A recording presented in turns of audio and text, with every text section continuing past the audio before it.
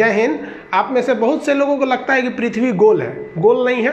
कुछ लोग को लगता है चपटी है, चपटी भी नहीं है। कुछ कहते हैं संतरा की तरह है, तो कुछ कहते हैं नारियल, छुहाड़ा, मौसम्मी, ये सब कुछ नहीं है। समझिए पृथ्वी है कैसे।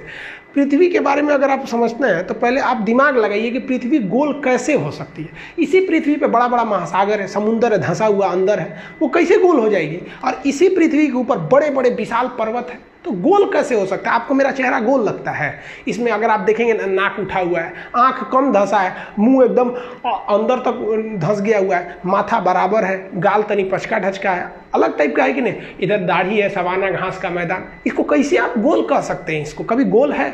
अगर आप पृथ्वी को गोल या फिर नारंगी संतरा कहते हैं, इसका मतलब आपके अंदर सोचने विचारने की क्षमता उतनी नहीं है। समझिए आखिर पृथ्वी है कैसे। इसको समझने के लिए आपको 20 करोड़ साल पहले जाना पड़ेगा। 20 करोड़ साल पहले पृथ्वी जो थी वो इस शेप में थी। बीच में एक बहुत बड़ा सुपर कॉन्टिनेंट, विशाल महाद्वीप था जिसका नाम था पेंजिया। हम सब लोग उसी सुपर कॉन्टिनेंट के हिस्सा थे। एक ही महाद्वीप था, आज की तरह 7 महाद्वीप नहीं थे, और चारों ओर इसमें समुद्र था जिसका नाम था पेंथालासा।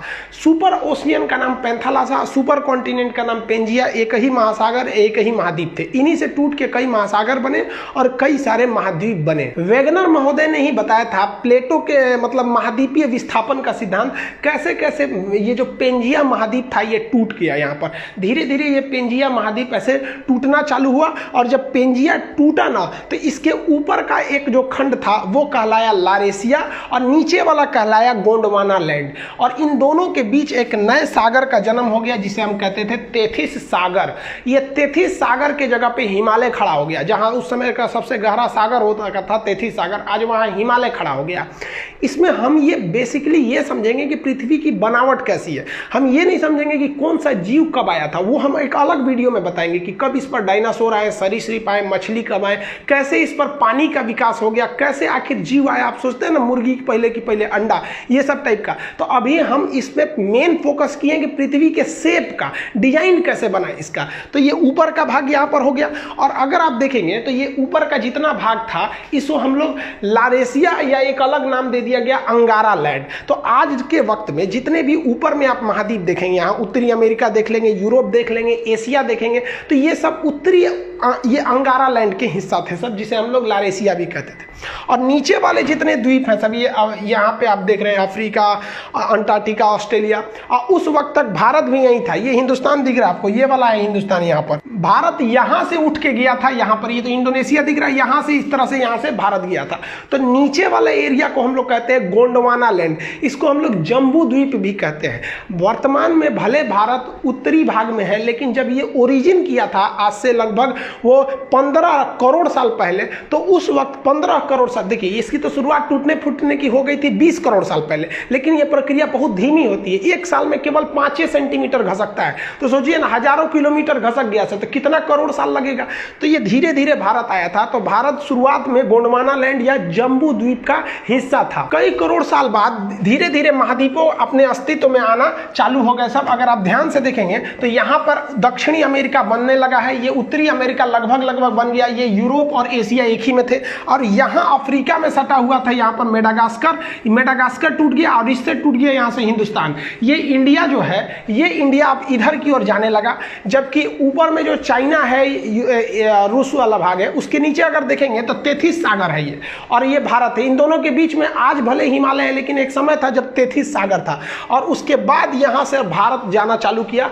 आज से लगभग 7 करोड़ साल, 10 करोड़ साल, ऐसे धीरे धीरे कई करोड़ साल लगा। और उसको जाते जाते यहाँ से धीरे धीरे यहाँ से यहाँ घसका, फिर यहाँ घसका, तेथिस सागर खत्म करके यहाँ घसक गया यहाँ पर, और जाके अभी ये भारत यहाँ पर दिख रहा है। तो ये कभी जम्बू द्वीप और अफ्रीका के पास वहाँ का एरिया का हिस्सा था। और ये जब घसका ना, तो आगे वहाँ पर बैठा था पहले से यूरेशिया का प्लेट, जो चाइना तिब्बत का एरिया था, वहाँ पर ये जाके उससे टकरा गया। और टकराने के बाद भी रुका नहीं, उसे ढकेल ढकेल के ऊपर उठाने लगा। ढकेल ढकेल के जब ऊपर उठाया तो ये एरिया उठ गया, और ये विशाल एरिया हाइट पर ऐसे उठ गया यहाँ पर। इसके ऊपर चाइना और तिब्बत का ये एरिया हो गया। ये धीरे धीरे ऊपर जाकर उठ गया। आप अगर यहाँ देखेंगे तो ये इंडियन प्लेट है, ये ढकेल दिया है और खुद नीचे घुस गया है।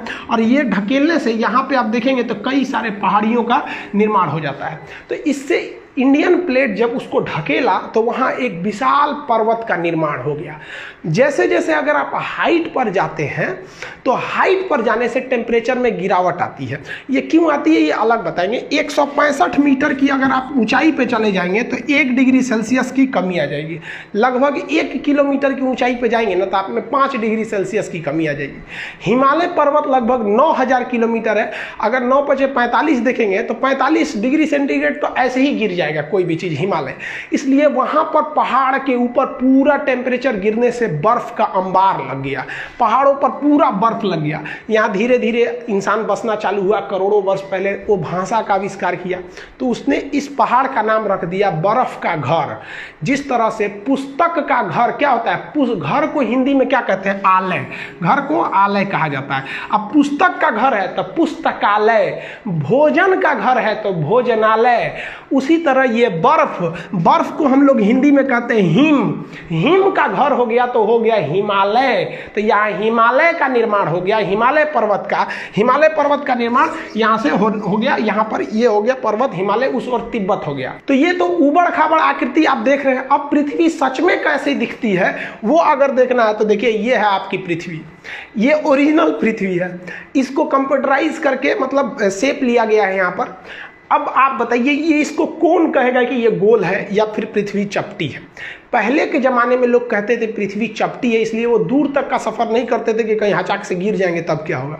ये बहुत प्राचीन काल की है। प्राचीन चीज़ को अभी से मत मिलाइए, वो उस वक्त उसी को सच माना जाता था और अभी के वक्त में वो सब सच नहीं है। तो ये जो चीज़ है ये पृथ्वी है, ये गोल है नहीं है। तो भूगोलवेताओं ने इसके लिए एक अलग शेप बनाया, एक अलग डिजाइन। उसको क्या नाम दिया गया तो देखिए इस तरह से जो पृथ्वी है इसमें अगर आप देखेंगे तो ये वाला एरिया जो है उठा हुआ है और यहाँ वाला एरिया धंसा हुआ है। तो इसमें दो चीज़ें दिखेंगी आपको, एक उठा हुआ ये एरिया दिखेगा और एक धंसा हुआ ये एरिया दिखेगा। फिर यहाँ उठा हुआ है, फिर कहीं धंसा हुआ है। तो इसके लिए एक नियम बनाया गया जिसे हम एवरेज नियम कहते हैं। एवरेज नियम कहते हैं कि धंसा वाले से थोड़ा उठा के उठा हुआ से तनी सा नीचे करके, यानी इन दोनों के बीच में एक शेप ले जाते हैं। तो देखिए ये जो रेड लाइन गई है, ये रेड लाइन ये उठा हुआ से कम है और धंसा हुआ से ज़्यादा है। तो ये एवरेज लाइन जो खींच दिया गया है ना, ये एवरेज लाइन वाली आपकी आकृति गोल दिखती है। इसी डॉटेड एवरेज लाइन को यहाँ आप देखेंगे, यहाँ उल्टा रंग दिए हैं। यहाँ पर अगर रेड कलर का देख रहे हैं तो ये ओरिजिनल शेप है पृथ्वी का, और ये डॉटेड लाइन काला से जो खींचे हैं ये क्या है, एक आपका काल्पनिक शेप है। तो उसी जो डॉटेड लाइन है जो एवरेज आकृति को गोल कर देता है, उस शेप को हम कहते हैं जियोड। तो पृथ्वी का जो शेप है वो होता है आपका जियोड। अब आप ये मत कहिएगा कि पृथ्वी का शेप जो होता है गोल होता है, ये जियोड होता है। यानी इसका एवरेज और ये यहाँ 20 से ले लेंगे तो गोल दिखने लगता है, तो आकृति हो गई जियोड। इस जियोड के ऊपर कहाँ कौन पर्वत है, कहाँ क्या चीज है, इस पढ़ने की क्रिया को, जियोड के ऊपरी पढ़ाई को हम लोग जियोग्राफी या भूगोल कहते हैं। आप मैच कीजिए यहां से ज्योग्राफी और जियोड से। लेकिन इसी जियोड शेप को अंदरवा घुस के पढ़िएगा, भोंक भांक के अंदर घुस जाइएगा, बकोट वकोट के अंदर, कि ससुरा ज्वालामुखी कहां से आ रहा है, भूकंप कहां से आ रहा है, इसके अंदरवा घुस जाइएगा ना, तो जियोड के अंदर घुस के अध्ययन को हम लोग जियोलॉजी कहते हैं। भूगर्भ विज्ञान, जियोलॉजी, यानी ज्योग्राफी और जियोलॉजी दोनों जियोड में है। एगो ऊपर पढ़िए एगो अंदर पढ़िए। जूलॉजी मत सोचिएगा, ये तो जूलॉजी जेड डबल होता है जूलॉजी वाला। ये तो डॉक्टर उगर पढ़ता है, इसमें भेड़ बकरी आदमी मानव ये सबको पढ़ा जाता है, बॉटनी में पेड़ पौधा को, तो जूलॉजी अलग है, जियोलॉजी होता है। तो पृथ्वी जियोड शेप का है। इस जियोड में आपको भूगर्भ विज्ञान में जूलॉजी पढ़ना होगा, ज्योग्राफी ऊपर वाले में। अब ज्योग्राफी में भी कई चीज आ गए, क्लाइमेट के बारे में पढ़ना है, क्लाइमेटोलॉजी, टोपोग्राफी, कई शेप आ जाते हैं, ओशनोग्राफी, इस सब में कई चीजें आ जाती हैं जो आगे दर पर्दा आपको पढ़ते रहना है। तो अब आप समझ गए होंगे कि ये हमारी पृथ्वी है और हम लोग को जो पढ़ाया गया है वो इस तरह से। अब ये 23.5 डिग्री झुकी है, इसका उत्तरी दक्षिणी ध्रुव क्या होता है, इसको समझने के लिए सबसे जरूरी ये चीज होता है आपको पृथ्वी के अंदर का ग्रिड समझना। ये ग्रिड बने होते हैं दो चीज से, अक्षांश देशांतर यानी लेटीट्यूड और लॉन्गिट्यूड। अगर आपको किसी जगह का लेटीट्यूड बता दिया जाएगा तो आप बता देंगे कोई भी लैटिट्यूड अगर आप दे दिया जाएगा, बता दीजिएगा कि वहाँ कितनी वर्षा होगी, कितना धूप आएगा, गर्मी का दिन कब आएगा, ठंडी का दिन कब आएगा, और लॉन्गिट्यूड दे दिया जाएगा अगर उसका किसी चीज़ का, तो आप वहाँ टाइमिंग बता देंगे कि क्या समय बन रहा है, क्या चीज़ है, वहाँ का क्लाइमेट A to Z में। तो ज्योग्राफी में किसी चीज़ को समझने के लिए इस सब चीज़ों का होना काफ़ी ज़्यादा ज़रूरी है, ये हम आपको बता देंगे। आई होप आप इसको तो समझ गए होंगे कि पृथ्वी गोल है या चपटी है, पृथ्वी जियोड है साइंस के हिसाब से। बाकी आप किसी पुरानी परंपरा को मानते हैं तो आप मानते रहिए, लेकिन ज्योग्राफी यही करता है कि भाई सब पृथ्वी जियोड है, जियोड से बना है ज्योग्राफी। अब एक सूचना आप ध्यान से समझिए, ये चीज़ें आप समझ गए ना। आज रात में मेरे मोबाइल पे एक मेल आया था, और वो मेल बेसिकली इसीलिए आया था कि मेरे चैनल को हैक किया जा सके, और कई चैनल हैक भी हुए हैं। आप अगर इधर देखिएगा तो कई टीचरों के भी चैनल हैक हो गए। कई लड़के हमें भी फ़ोन कर रहे हैं, सर यहाँ पे आप लोग भी उन टीचर के लिए, भाई जितने स्टूडेंट हैं आप लोग ट्विटर वगैरह पे उनके लिए करिए, क्योंकि कोई भी टीचर आपको यूट्यूब पर पढ़ा रहा है तो फ्री ऑफ कॉस्ट ही आपकी सेवा के लिए कर रहा है। लेकिन बहुत हैक होने का एक बड़ा टेंशन हो जाता है। वो तो हम अच्छा हुआ उस ईमेल का कोई रिप्लाई नहीं किए, उसकी भाषा से ही हम पकड़ लिए, एक दो शब्द थोड़े अलग टाइप के थे, वो किस भाषा, न इंग्लिश था न हिंदी था, और अजीब टाइप की भाषा थी, तो हमें लगा कि ये गड़बड़ है। लेकिन देखिए कभी ना कभी कुछ भी हो सकता है। हैक होने के बाद जिनका चैनल हैक हो गया है उनमें 90% संभावना है कि एक हफ्ते के अंदर आ जाता है, लेकिन इसकी कोई गारंटी थोड़ी आ जाता है, और एक हफ्ते तक आपको कोई सूचना भी नहीं दी जा सकती है।